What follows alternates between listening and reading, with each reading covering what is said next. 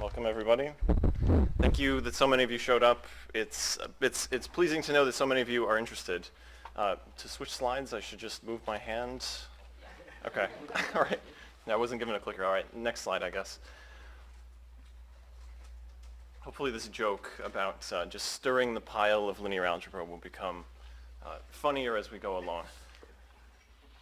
All right, so first of all, why do we care about machine learning? It's clear that so many of you do, and that's an honor for me and it's wonderful. But of course I got interested in this too, and it's worth sort of thinking about why. And I really think the reason is that intelligence is a sort of fundamental problem, because if you have enough of it, you can solve other problems. So we care very much about trying to understand how information is processed in living systems, and can we apply that to our businesses to make things more efficient. And it seems to be this grand potential that we can make a lot of money if we do this. So that's why businesses have been pouring so much into this. And there are a few technologies in particular that have become very profitable for them to exploit over the last few years, and that's why we've seen such a proliferation. Okay, so here is this is just a typical day, all the ways this might touch your life. So you wake up, you maybe look at the weather. That has machine learning models running behind it to predict what the weather is going to be like. Maybe you use Nest climate control in your house, and that gets a hold of your habits after enough use. Maybe you have an Alexa and it can do voice recognition for you. When you go to work, maybe you listen to music and it knows your music preferences. Your engine even might have some models running in it that try to predict how the engine's going to behave. When you're at work, you'll of course use search engines, you'll use translation services sometimes. You have spam filters on your email. At your lunch break, you might check your stock portfolio. And there are a lot of hedge funds and mutual funds which use machine learning to try to predict what's going to happen in the markets. That's a very difficult problem, but they try. And some of them are very successful. You might look for where to eat at lunch using Yelp or something. And they will try to do collaborative filtering and figure out what you might prefer. When you go home, you are watched by CCTV, and they can identify who you are based on what you look like. That's some computer vision. If you use your credit card, the bank is checking to make sure that doesn't look suspicious. If it is, it's an anomaly, and they will flag it and keep whoever from using your card. When you go to the grocery store, this is actually aisles in the store stocked with a bunch of junk, and you take things from Walmart. They keep track of how much stuff is taken off the shelves in their stores so that they can optimize their supply chain to restock their stores most effectively. When you go home, you maybe watch Netflix. That's more collaborative filtering to decide what you might like. Sports teams pick their players using statistical modeling. Moneyball was a great movie about some of that.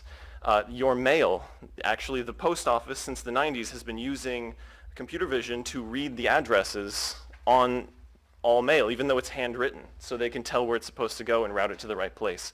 All right, so what is ML? I really like Wikipedia recently updated the definition, and I really like this definition. And this Venn diagram, which I don't totally agree with, but I think this is what you'll see if you Google stuff. This clearly is this is not exactly what you want to know. There's something below this, and that's what we're going to try to get to. All right, so the word cognitive is thrown around a lot. Actually, I have a friend who used to work on the team I used to be on, who's in California, named Faisal Mohammed, and his title was recently changed to cognitive software engineer, which I saw and laughed in Skype, and I told him, that's hilarious, how did that happen? He knows, as well as I do, that machine learning is not really cognition. It's not the same thing. So I worked in a neuroscience lab for a semester and learned about patch clamping and everything people torture mice with, and this is the sort of cerebral column, and there are a bunch of neurons that are all connected to other ones. They're typically connected to the next layer, but there are connections that skip layers. There are recurrent connections. It's all extremely complicated, and there are more types of neurons than anyone can memorize, all with their different sort of activation. So it is very, very, very difficult to understand how this thing works and untangle it. And in order to be able to do so, you really have to be able to map how a lot of neurons work at once, which we can't do yet. There are people who are trying with better microscopy techniques. There's this government agency, not DARPA, but IARPA, which has this program called Microns, and I visited one of the labs where they're trying to do some of this. But I will read something by Ian Goodfellow here. Today, neuroscience is regarded as an important source of inspiration for deep learning researchers, but it is no longer the predominant guide for the field. The main reason for the diminished role of neuroscience in deep learning research today is that we simply do not have enough information about the brain to use it as a guide. To obtain a deep understanding of the actual algorithms used by the brain, we would need to be able to monitor the activity of, at the very least, thousands of interconnected neurons simultaneously. Because we are not able to do this, we are far from understanding even some of the most simple and well-studied parts of the brain. And moreover, a lot of models in machine learning aren't deep learning, and they're not brain-inspired at all. They're just math. So we're going to talk about some of that. All right, so let's try to pin down what AI or what machine learning is based on its relationship to other kinds of problems. So here's another quote. In the early days of artificial intelligence, the field rapidly tackled and solved problems that are intellectually difficult for human beings, but relatively straightforward for computers. Problems that can be described by a list of formal mathematical rules. The true challenge to artificial intelligence proved to be solving the tasks that are easy for people to perform, but hard for people to describe formally. Problems that we solve intuitively, that feel automatic, like recognizing spoken words or faces in images. His whole point is that, well, this book is all about deep learning, and his premise is that deep learning is sort of the best way to do machine learning, and machine learning is the best way to solve artificial intelligence, at least the most promising at the moment. But there are, of course, tons and tons of other possibilities out there, and people have been researching this for decades before this was even a thing.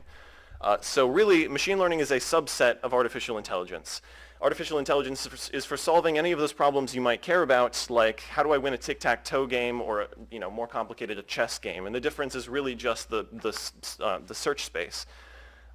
There are even more difficult examples like Go, where the search space is just so massive that you have to take a completely different approach, and you can't do this sort of reductionist, like graph search sort of thing.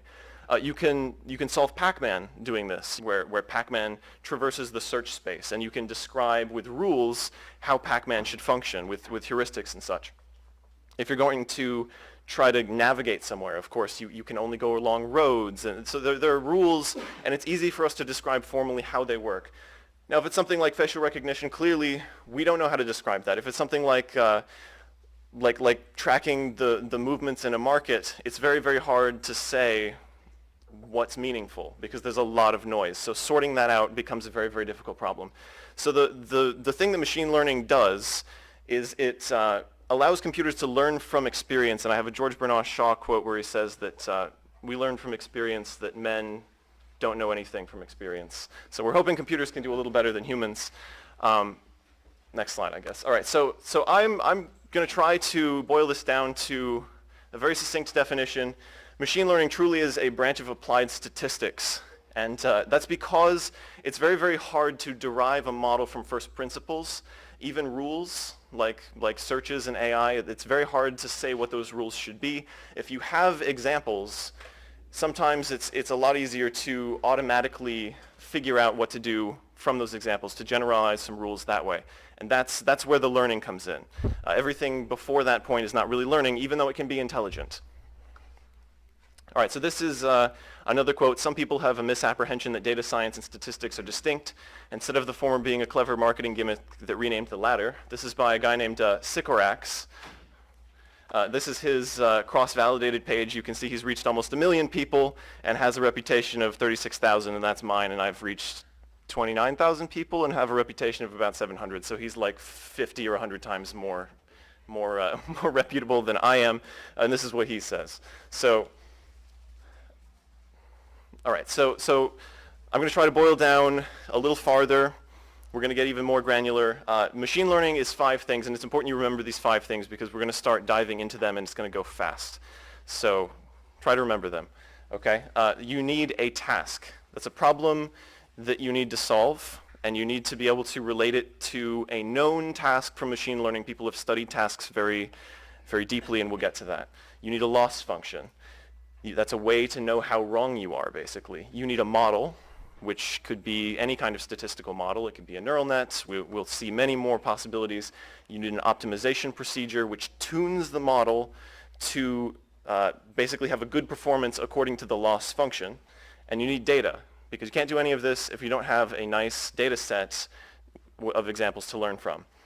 So the cool thing is you can sort of mix and match these. You can pull out a different optimization procedure and plop it down into what's otherwise the same process, and you get a whole different sort of learner. And people have done this, and there are a lot of different names floating around, and they're all basically this structure, but we're going to use a different model here, or we're going to use a different loss function for this. Okay, so prerequisites for true understanding: a strong grasp of basic probability and statistics. You're going to need linear algebra. You're going to need multivariable calculus, all very deeply. And it's been a while, so I'll walk you through it. Don't worry, I'm right here. You need a little bit of information theory. I won't touch on that as much. You need to know some optimization. And the thing that happens when you put all of that together is just crazy complex. So you need a tenuous grasp. I don't know if anybody has, except the most prestigious professors actually have a great grasp about that. And you need some ability to understand and write code, because certainly doing this is going to help you remember it. So I've warned you. There be dragons, and of course nothing ruins mathematical presentations like PowerPoint. So with that in mind, let's go. All right, so here's a table of potential tasks. Classification is you have some kind of inputs, typically numbers, and you want to map to an output which is blue, green, yellow. It's not a number, it's a class. It's something discrete. Regression, you do the same thing, but this time you're mapping to a real number.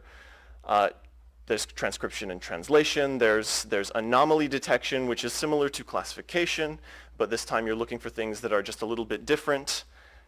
Clustering, you have a bunch of stuff that may not have labels, and you want to figure out which group it belongs to. So that's sort of a totally different sort of problem. And I'm just skipping around these. There's imputation, so you're missing values and you want to know what they are to a high degree of probability. You can impute. There is collaborative filtering, which Netflix uses to, based on how similar you are to other users, decide what you might like based on what they like. Searches of all kinds use this. There's reinforcement learning, which is I am an agent interacting with the world, and I want to know what to do now, and all I get is a reward signal every once in a while. How do I craft the best policy over time to be able to, get the best outcome, basically? And on and on and on. People have studied tons of these. So,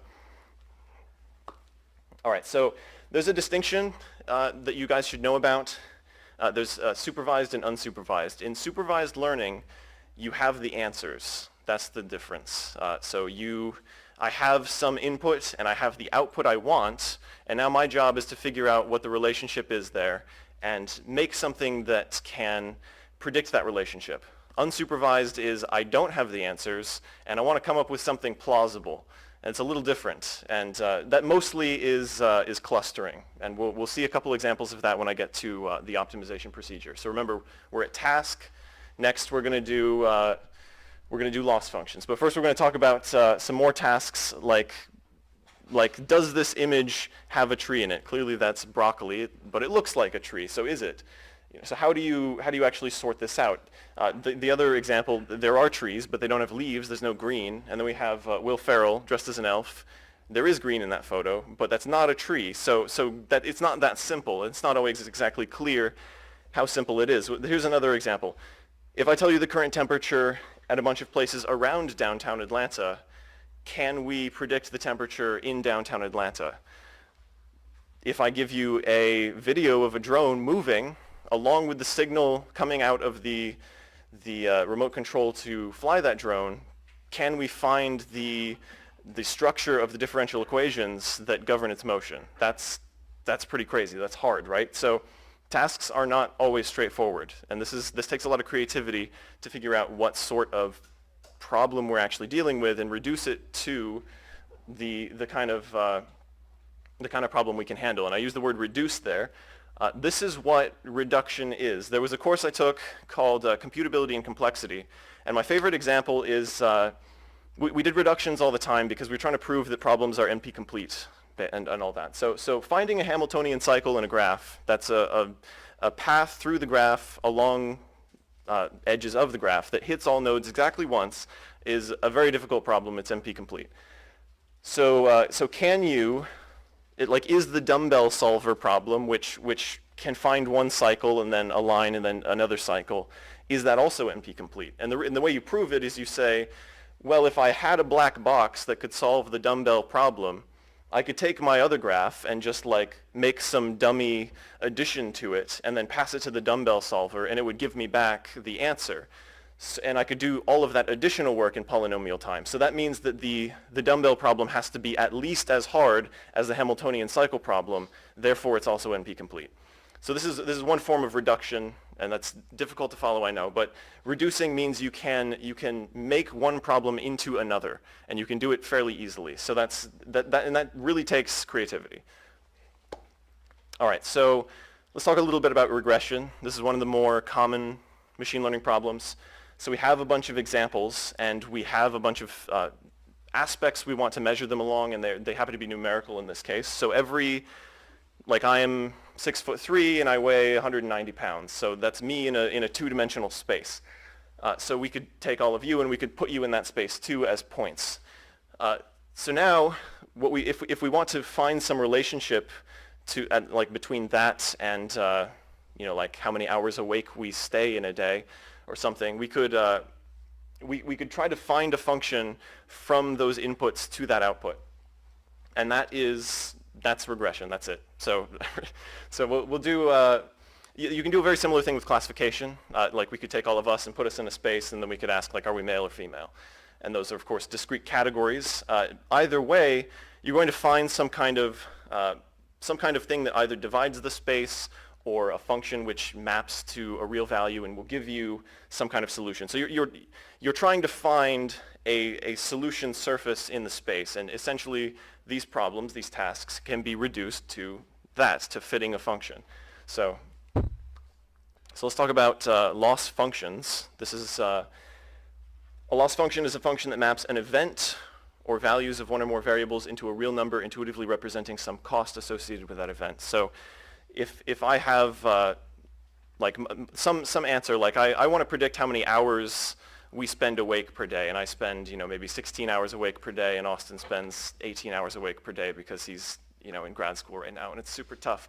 But if we want to, if I want to predict how close my prediction is to the real answer, you need some kind of way to do that. So that's what a loss function is. So if it's two real numbers, a common way to do it is to take their difference and square it.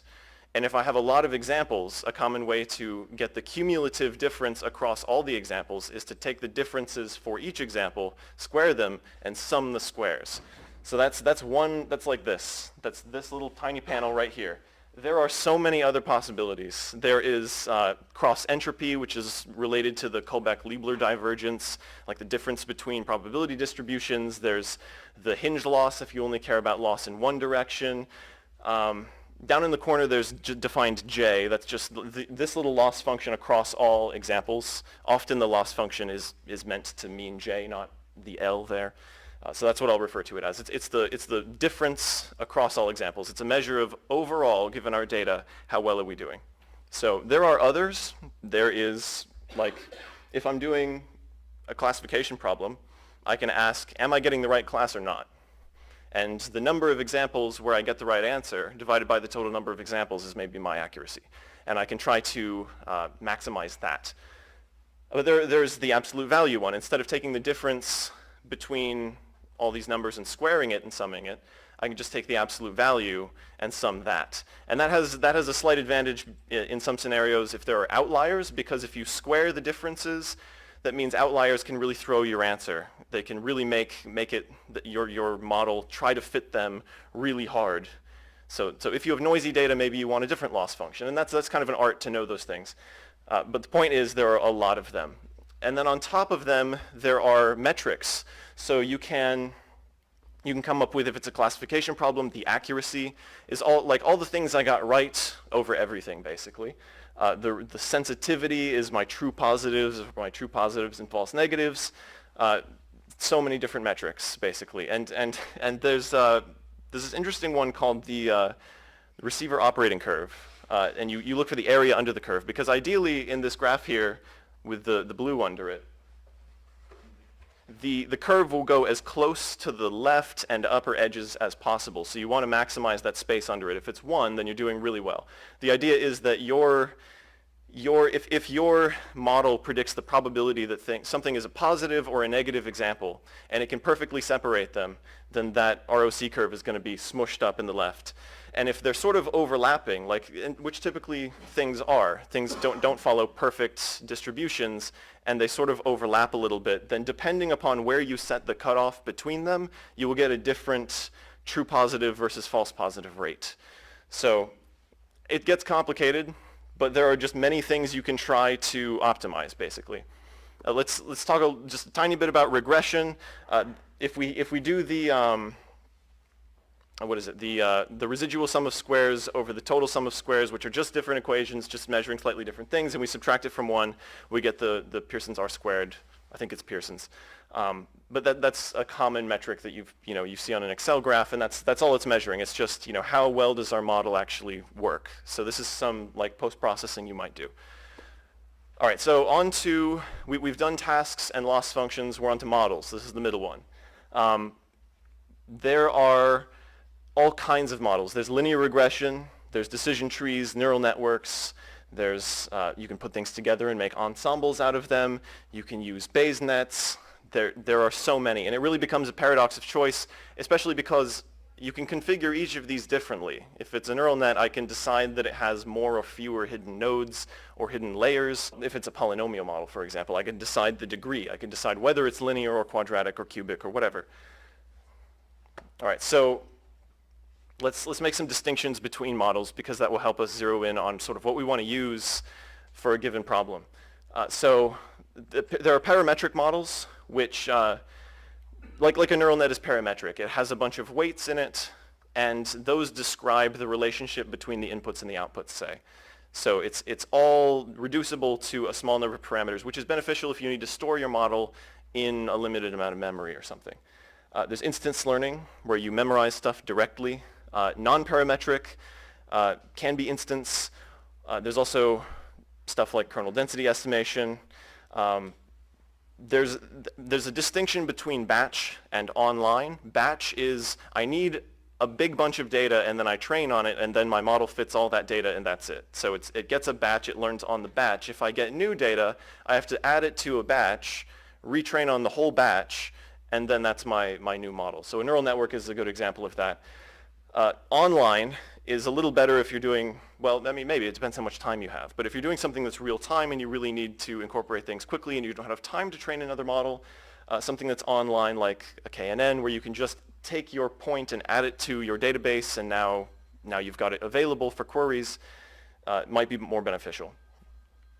All right, so there's another distinction, and I'm going to dive into this one a little deeper. There's a difference between discriminative models and generative models. A discriminative model asks the question, what's the difference between things? And I'm going to try to model the differences. We'll get to how it sort of performs. A generative model asks, can I model this group and can I model that group? And then given a new example, which group is it more likely to belong to? So it actually makes entire models of things, which is a little bit more expensive, you can imagine. So a good example is if we have something that's trying to distinguish between dogs and elephants, the discriminative model is useless at making examples which are dogs or elephants because all it knows is that an elephant is bigger than a dog, and an elephant is, doesn't have as much, well, it's not as furry as a dog, and a dog barks and an elephant doesn't, and that sort of thing. A generative model, you can actually, you could sample from the model itself and simulate new examples, which is kind of neat. So you might use that for like creating an artificial world or something in a video game. So let's get into probabilistic graphical models, which are a kind of generative model. So if we have an idea of how and you can actually learn some of these structures, but especially if you have an idea of how the world sort of fits together and what random variables there are, like whether it's rained or not is a random variable. And if I know that it relates to whether the grass is wet in a certain way, like it would cause something in this case, then I can create this sort of model, and I can determine a bunch of probabilities between these things. Those are called factors, okay? So if you have a problem where you know the structure of it really well and you can determine what these factors are, and you especially if you want to ask varying questions. There's a good example where say we want to do medical diagnosis and every patient presents differently and we run different medical tests on every patient. We can't just reduce a patient to a set of predetermined inputs. It's going to be a variable set of inputs, and we might want to know something that's different about them than we would want to know about the next patient. So being able to sort of input to the model from different sides and do inference to come up with different things in different parts of it is maybe pretty useful. So that's sort of what a probabilistic graphical model is for, and it's a little bit of a different paradigm from like a supervised learning problem. So this is some handwritten notes of mine. It's going over the difference between a logistic regression, which is actually classification. Logistic regression is classification. It's very poorly named. And naive Bayes, which is also another way to classify things. So naive Bayes you can actually draw it as a factor graph, where the factors are this exponential to basically an indicator function, which is 1 if x and y are both on and 0 otherwise. So we can reduce it to a not normalized probability distribution over everything, and we can derive the logistic regression from it. So the logistic regression is asking what's the probability that the answer is yes, given whatever x happens to be. And in doing so, we get rid of all of the independence assumptions in that graph up there. Because the thing with naive Bayes, the naive assumption, is that you're assuming implicitly that none of the inputs are correlated with any of the others, which is kind of goofy because they might be.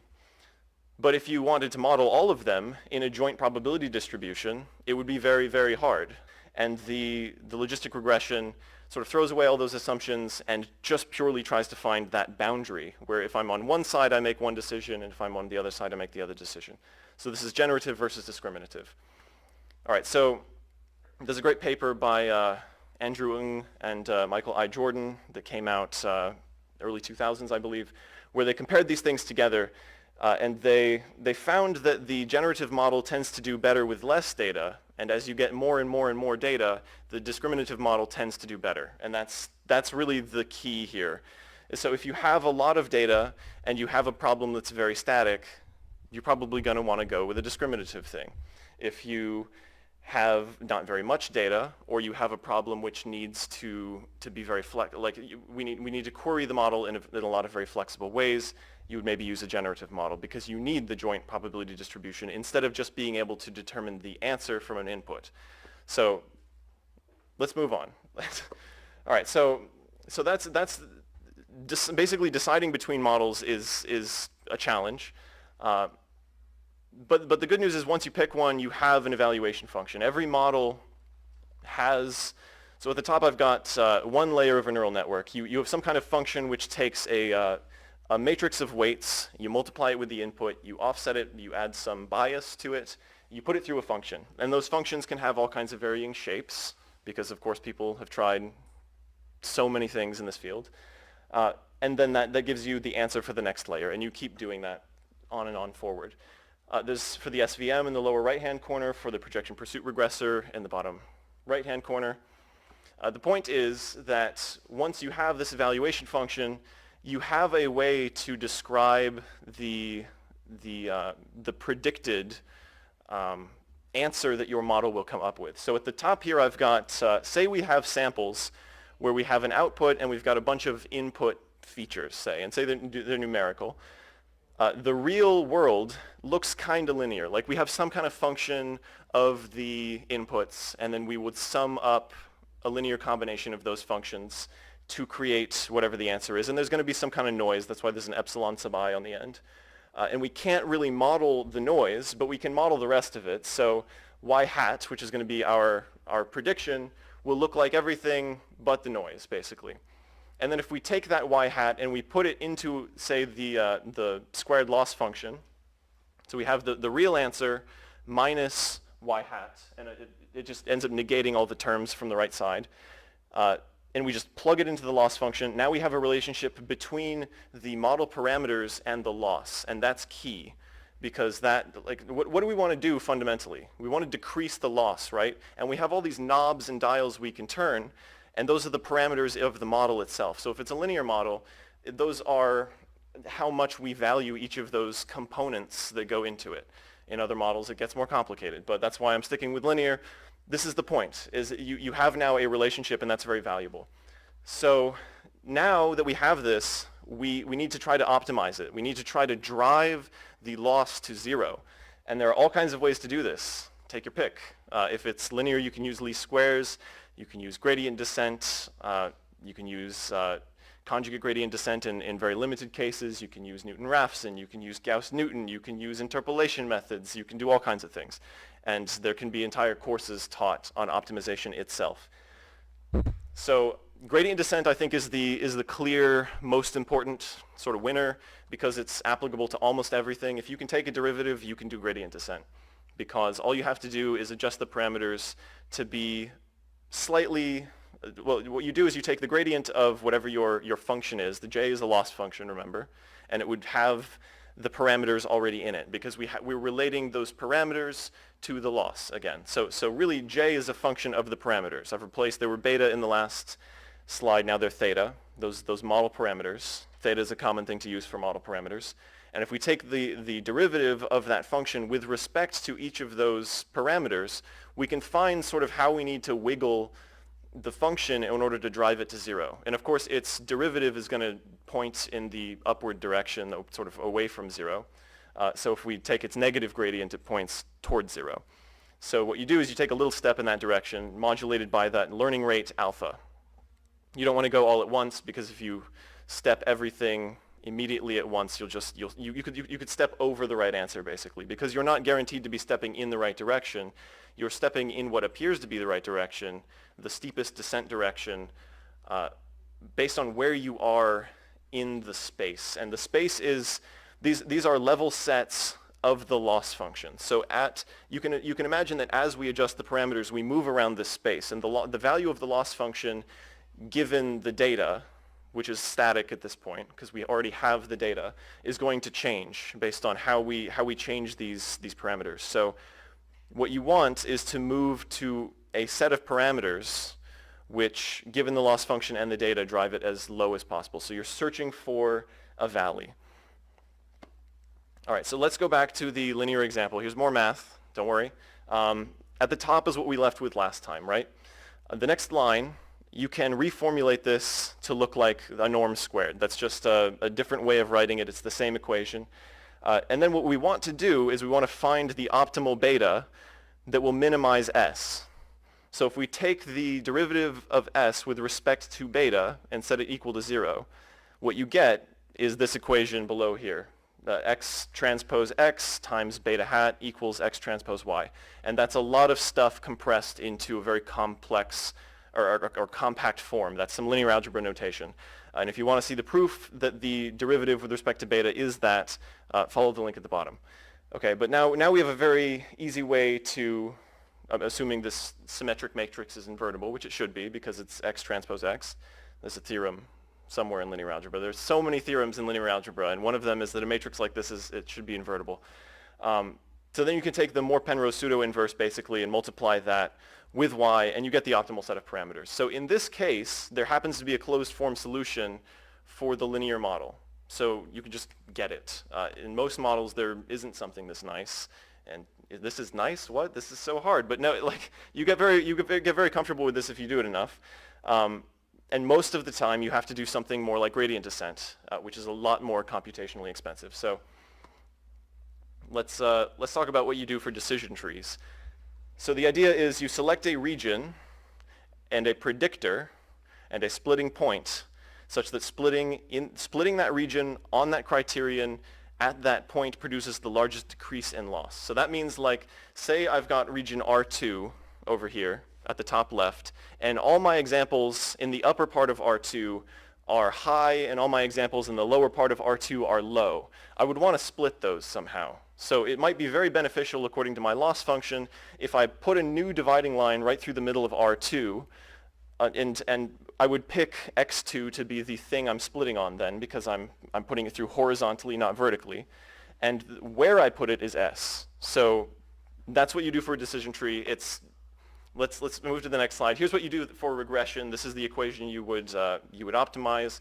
Let's move on. These are the equations you could potentially optimize if you're doing classification, and they're all a little different. Again, the possibilities are endless. So let's go to an optimization procedure for actually an unsupervised learner. This is k-means clustering. So we arbitrarily decide some clusters to start with. We say like, oh, I'm guessing that you're a cluster, or I'm guessing that you're the center of a cluster, and I'm guessing that you're the center of a cluster. And now let's find the data points which are near those hypothetical centers. And let's divide the space according to who's closest to which center. Now, we can update those centers based on where the data points fall within that center, or within that partition, basically. So now we're weighting where the center should go based upon the data that falls in that partition. And if we keep iterating this process, we find clusters. It's kind of magical. All right, so let's go to the next one. This is a little bit harder to understand. This is expectation maximization. The math is a little bit more intense, but it's a very similar idea where we pick where our distributions are going to be, and then we divide the space according to that, and then based upon which data falls in each partition, we iterate and pick a new distribution that looks like it maps, and eventually we get something that's clean, hopefully, if there are in fact clean partitions, and we did start with sane enough starting points. It's very hard to tell, especially if the data is in high dimension and you can't visualize it like this. But the idea is this way we've generated our own labels for a data set that maybe wasn't labeled. So here's for reinforcement learning. I actually had to do this in a course a bunch of years ago, and Austin recently did it. You have this equation for reinforcement learning. Basically, you have a reward signal from the world, and you want to know what the next action should be based on only that reward signal. But that reward signal might be sparse. You might not get a reward all the time. So you really need to learn to plan. You need to plan ahead so that you'll get the reward signal in the future. Pac-Man's really nice because he can get a continuous reward signal from eating Pac dots, but we can also give him a big reward at the end if he succeeds in beating the game, or we can give him a big penalty if he gets eaten by a ghost, and we can give him a big reward if he eats a ghost, that sort of thing. So, but the point is this equation below governs it. That's it. And in order to get enough samples to make this work, you have to simulate this thing for a long time. So that becomes very expensive. Here's neural nets. This is actually on top of the lowest level optimization procedure, which is backpropagation, because backpropagation is it's basically an efficient way to find gradients in a neural net. But there are a lot of different, like there's stochastic gradient descent, or you can take the last few updates and sort of remember them a little bit and add them to the current update, in which case you get a sort of momentum that sort of carries you in a continuing direction. And the idea is that way it's maybe a little bit easier to find your way, like a ball rolling down a surface. You won't get stuck in a saddle point or something because the gradient is in fact 0 right there. You'll remember that, like, oh, I rolled into this position and therefore I need to keep going a little bit, and you'll get unstuck. So there are so many different ways to creatively do some engineering on top of just the basic optimization procedure. But this is all extremely computationally expensive, and that's why machine learning takes so long. Fundamentally, this is it.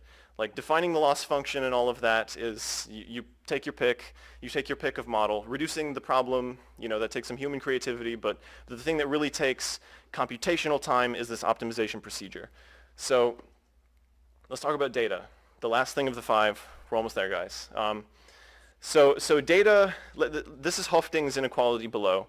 And in one of the courses I took, it took an entire hour and a half to prove Hoeffding's inequality. So we're not going to do that. But the headline from that is that the probability that you're close to the right answer gets exponentially better in the number of samples you have, in the amount of data you have. So you can get a lot closer quickly. So having more data is good. Increasing n, making your array longer.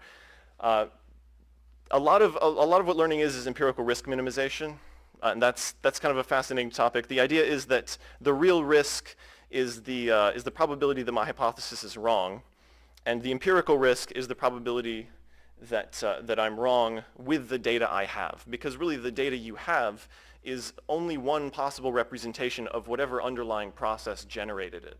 So if you believe your data is the way, you might be wrong. You might overfit to it.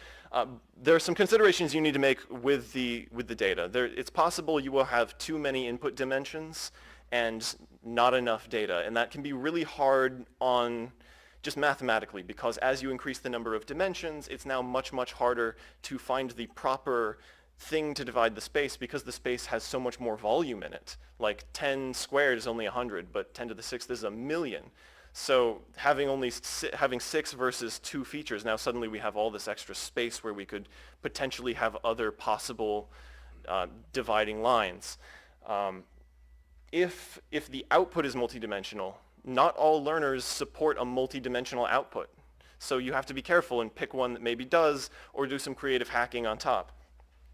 If your data is too large to fit in memory at once, certain kinds of learning are now off limits. You have to do something that supports out-of-core learning.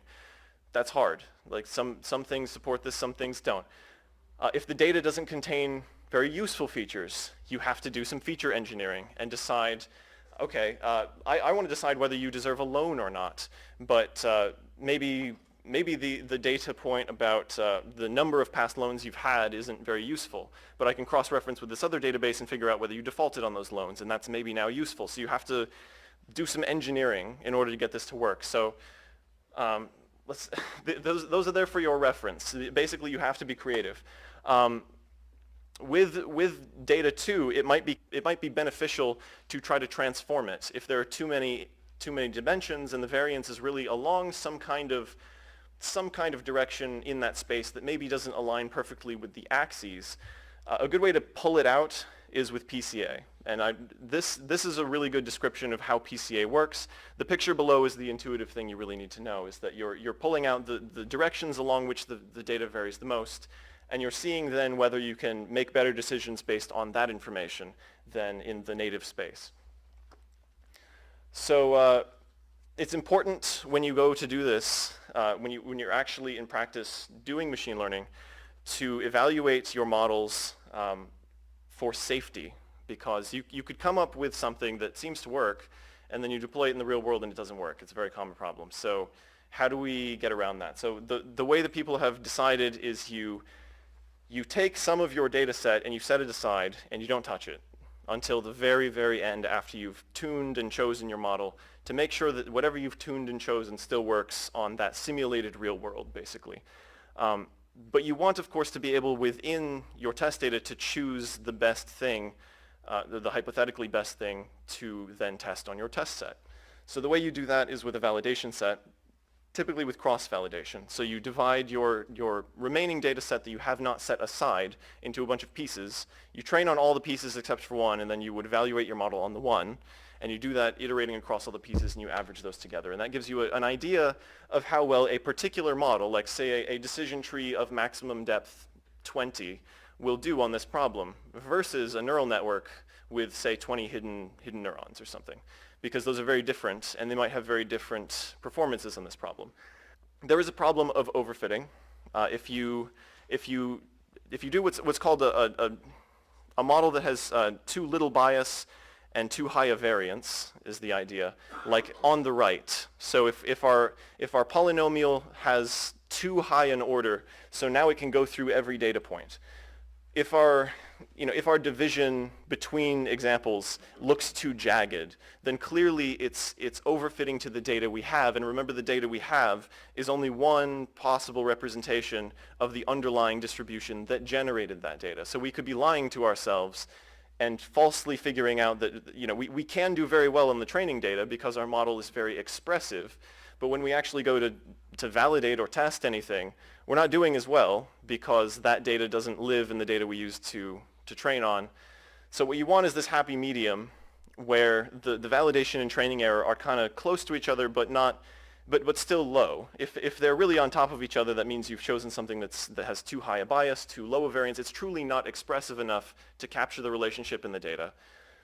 So you want the middle column, really. So, and there are various things you can do if you're finding one of the other situations, but this is what you're looking for when you do cross-validation, basically. If you find one or the other of these scenarios, then you know you've messed up and you can adjust accordingly. So this is just part of the process. There's another thing you can do called regularization. This actually pertains to the loss function. If you want to constrain your coefficients, say, your parameters, and to make them smaller, then you can actually, sometimes the model will generalize a little better because it's not picking like 10,000 for this coefficient and 1 for this coefficient. It's trying to find things that are sort of on the same scale. And in doing that, it tends to not get the opportunity to overfit as much to the data. So this is one possible way to constrain things. A lot of models have this feature. It's really good. So let's go like zoom out at a high level because we've reviewed. Remember, there's a task, there's a loss function, there's a model, there's an optimization procedure, and then there's data. And then we talked about sort of in practice how you would make that work. So at a high level, if you're a manager, what do you think about all this, and how should you think about all this? So I think the problem with machine learning is that there's a lot of it, and it doesn't always work, and it's very hard to make it work. And you can throw a lot of effort at it, and it's because there are so many possibilities and so many possible ways to go about things, and because it takes a lot of creativity, it's devilishly tricky. So this is the hype cycle according to, I forget the consulting company that put this out, but we're sort of still on this peak of inflated expectations. I don't know when that's going to end. I'm hoping that we actually can meet expectations to a certain degree. But some things in this field are at the plateau of productivity, and it's important to sort of be aware of what's what and what don't just like fall prey to hype or anything. So I think these are some steps you should take in order to maximize your chance of success. So first you have to really understand the problem. You need a community of people who's really good at understanding machine learning tasks and know how to reduce problems to those tasks, which takes a lot of academic knowledge and it takes some time. Because a clever reduction really can make the difference. You need to get data, preferably good data, stored in a database. That's some engineering. You need to figure out which kinds of models might work well to discover the relationships in that data. That means you're going to have to do some exploratory analysis of that data, and you'll have to be sort of aware of what models are good at. So that takes people with that academic knowledge. Like what's the difference between a generative model and a discriminative model, and which would work better for this kind of problem here. You need to, because people have implemented all these things a million times, so in a machine learning course you will typically re-implement some yourself, but in the real world you kind of don't have to. You have to know how machine learning libraries work. You have to know which ones exist, what they're good at. It's a lot of just sort of high-level knowledge at that point. And then you have to try a whole bunch. Starting simpler. Do not just jump in the deep end and try to do deep learning. It's very likely not to work, and it's very likely that something simpler will work because we're not all trying to make self-driving cars that really require something that is incredibly sophisticated like that. You need to be able to know how to interpret the results and know what to do when it doesn't work, how to stir that pile of linear algebra in order to make your answers saner. And you need to be able to know that you're not fooling yourself, and that's kind of hard. But it takes a lot of engineering talent at that point because you may need to do a model that's larger, and that may require more processing power. That may require engineers to just make that whole system actually function. And then if you're still unsatisfied, finally at that point, maybe consider implementing something yourself. But until that point, don't try to go there because it's very, very, like, the difference between it learning and not learning could be a sign error somewhere. And trying to find that is really frustrating and challenging. So here are some videos. The first one is a reinforcement learner playing a video game on Atari, and we can watch, or it's kind of fun. The second one is from Boston Dynamics, a robot that they have made very robust. So this first one, there was a paper by Min et al. At DeepMind 2013, where they came up with this really clever way to downsample the screen from an Atari, and it doesn't get, so this is, it's doing reinforcement learning, and actually the function it's learning is represented by a neural net, because this game has so many possible states that you can't really represent a particular value of how good each one is, because it would flood the universe with numbers. So you need some kind of function to describe how good things are.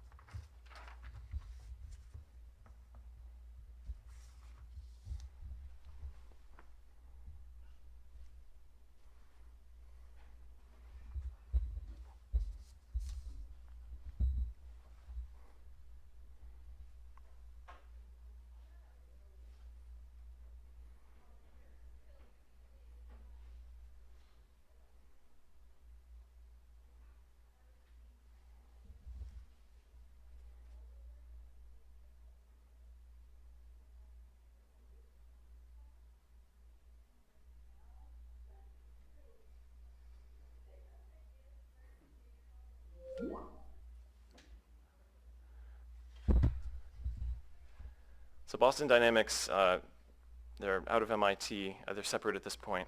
The bunch of robotics researchers, and a lot of what's going into this is just is straight math. Like how do I move a limb is very just nonlinear optimization, really. But being able to know that, oh, this isn't working, I guess I should try again. It's robustness, its ability to see what's in the environment and recognize what things are is some very impressive computer vision.